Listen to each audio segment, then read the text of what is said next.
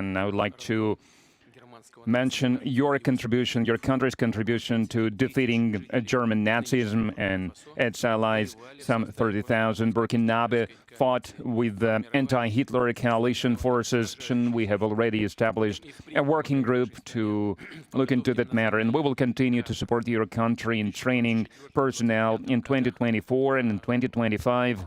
Apart from defense and security, there is another essential field, which is science and education, and we would like to see Russia assisting us in training and educating our youth to help us to develop our own industries, our own enterprises.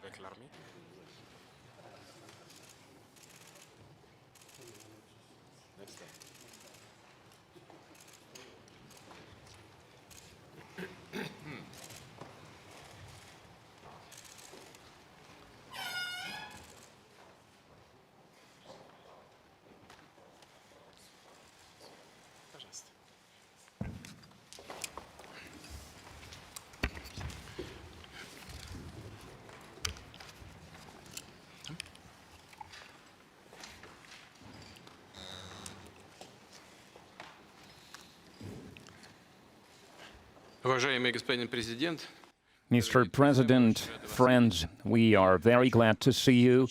And first of all, I would like to thank you once again for making this decision to participate in the commemorative events to honor the 80th anniversary of the victory in the Great Patriotic War. I remember our constructive and useful conversation back in 2023 when you visited our country for the first time to participate in the Russia-Africa Summit in St. Petersburg. This time, your visit to Russia to celebrate the 80th anniversary of the victory is a great symbol, and it reflects the friendly character of relations between Burkina Faso and Russia. And I would like to mention your contribution, your country's contribution to defeating German Nazism and its allies. Some 30,000 Burkina fought with the anti-Hitler coalition forces under the guidance, under the leadership of legendary Frenchman Charles de Gaulle. And now we are united by our joint goal to fight against terrorism and extremism, and we will continue to support the Republic and restoring constitutional and lawful order to fight against unlawful factions that are still operating in some parts of Burkina Faso. In recent years, we have accomplished great progress in mutually beneficial cooperation in various fields. In the end of 2023, after more than 30 years of hiatus, the embassy of Russia in Ouagadougou was turned operational again. And the economic cooperation is also important, even if trade is modest. It's growing, which is a good trend, and we need to preserve it. And we will continue to work together on further strengthening our economic ties and diversify further our trade cooperations. And it was useful to hold economic days of Burkina Faso in Russia that were held in 2024. And it was attended by the high-level Burkinabe delegation led by the Deputy Prime Minister, and we are working now on establishing intergovernmental commission. We have already established a working group to look into that matter, and we will continue to support your country in training personnel in 2024 and in 2025. The quota of Russian state scholarship for Burkinabe nationals was more than doubled, and this year we are ready to receive 27 more students from your country at the state's expense, and in total, more than 3,500 Burkinabe received higher education in Russia. Cultural and humanitarian ties also play an important part, and it is assisted by the Russian house that is operating in Ouagadougou since 2024. In particular, they are teaching Russian language there. There is a great potential in cooperation in the field of healthcare and sanitary regulations. Recently, on April 24-25, Madam Popova visited Ouagadougou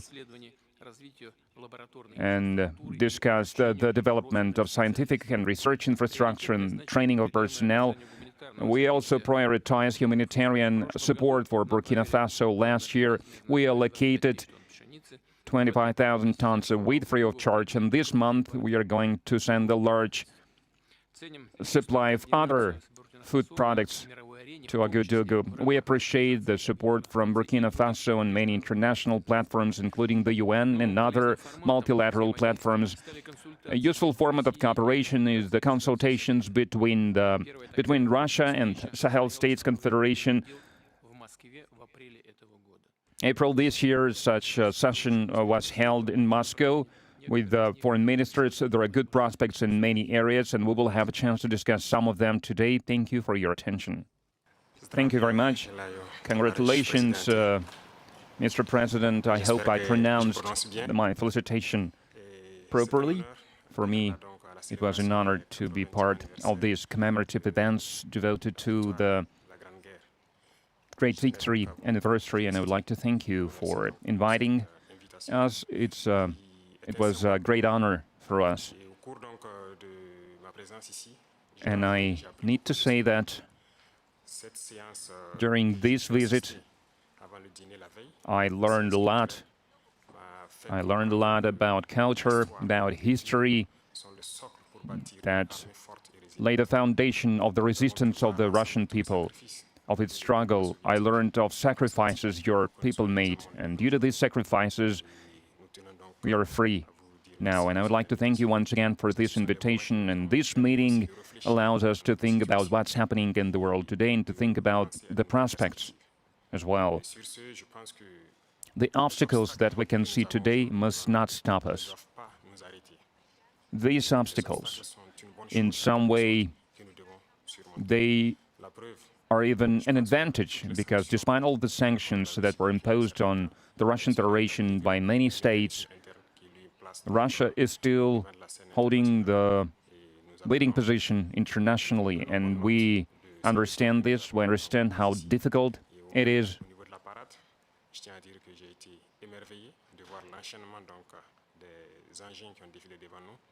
And I watched the parade. I watched the soldiers marching in front of us during the parade. I saw the equipment, including the tanks that from the times of World War II, and I saw the modern equipment, and we would like to see the cooperation between our countries developing rapidly, developing swiftly, and acquire new shapes and forms. We thank you for your attitude towards Burkina Faso. Today I visited Mendeleev Institute, and we understand that apart from defense and security, there is another essential field, which is science and education, and we would like to see Russia assisting us in training and educating our youth to help us to develop our own industries, our own enterprises, machinery, other types of manufacturing, because it's very important for Africa.